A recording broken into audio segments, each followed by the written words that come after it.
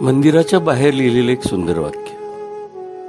जर उपवास करून परमेश्वर आनंदी असते तर या जगातील रिकामे पोट असलेला भिकारी मनुष्य जगात सर्वात सुखी असता.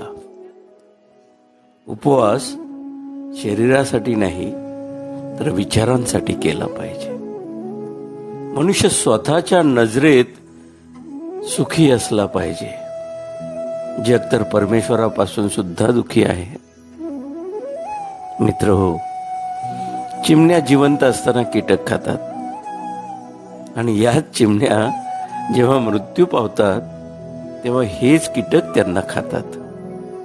म्हणून एका गोष्टीवर लक्ष ठेवलं पाहिजे की वेळ आणि परिस्थिती केव्हाही बदलू शकते.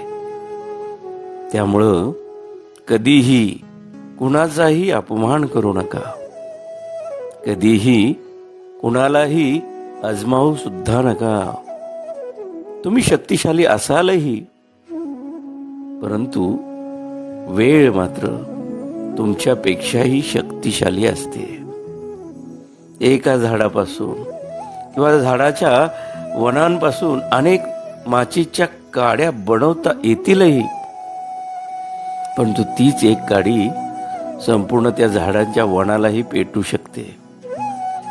कोणी कितीही महान असे नका, परंतु नियती मात्र कधीही कुणालाही महान बनवत नाही.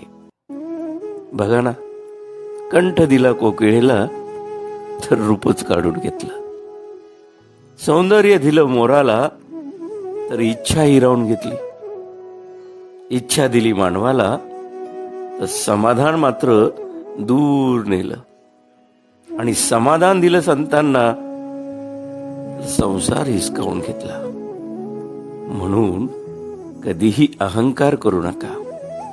परमेश्वराने या मातीपासून बनवलं आणि याच मातीत आपल्या सगळ्यांचा शेवट केला. या जगात माणूस 3 गोष्टींसाठी फार श्रम करतो. पहिली गोष्ट, माझं नाव मोठं व्हावं, माझा पोशाख चांगला असावा आणि माझं घर सुंदर असावं. पण परमेश्वरही तितकाच अगदी चलाख. मृत्यू होताच परमेश्वर या 3ही गोष्टी सगळ्यात पहिल्या बदलून टाकतो. नावापुढं स्वर्गीय, पोशाख कफन आणि घर स्मशान करून टाकतो. कटू आहे पण सत्यही आहे, जे आपण समजून कधीच घेत नाही.